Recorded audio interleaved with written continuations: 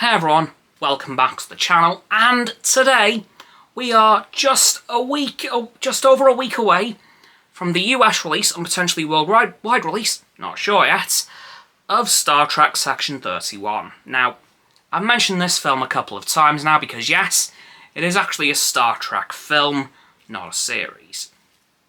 Because it is going to be based in a period of Star Trek that we don't really see, in fact, never have, and that's given away because of the name of the era, the Lost Era. Now, this era goes from the beginning of Star Trek Generations in the 23rd century, you know, the launch of the Enterprise B, the death of Captain Kirk aboard the Enterprise B, and it goes from that to the start of Star Trek The Next Generation, which is about a 70-ish year gap in the timeline that we just have nothing for. Nothing canon, anyway. There have been books and video games galore trying to fill out the gaps, but in terms of Star Trek, the books and games aren't canon unless they're mentioned on screen in a TV series or film. So we've had nothing canon filling in that gap.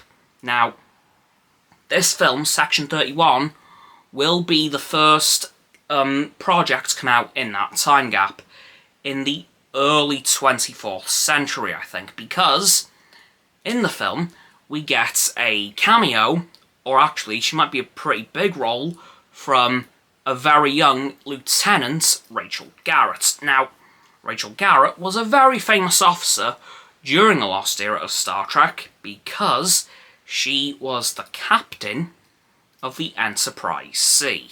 Now, that was, of course, the final Enterprise before Captain Picard went on his journeys on the Enterprise D in The Next Generation, and he did briefly meet up with the Enterprise C in an alternate timeline in the episode Yesterday's Enterprise. Now, this is going to be the prime timeline version of Captain Garrett, as that version was as well, because she actually ended up going forward in time to this alternate timeline, but from her standpoint, she was in the original prime timeline. So this is just going to be a younger version of Captain Garrett that we saw in Yesterday's Enterprise, and, as the name of the film suggests, she's going to be working in some way for Section 31, which I think will be quite interesting, because the captains of the Enterprise don't generally do that sort of thing. Like, they're very much by the book, but she is going to be the first captain of the Enterprise to work for Section 31,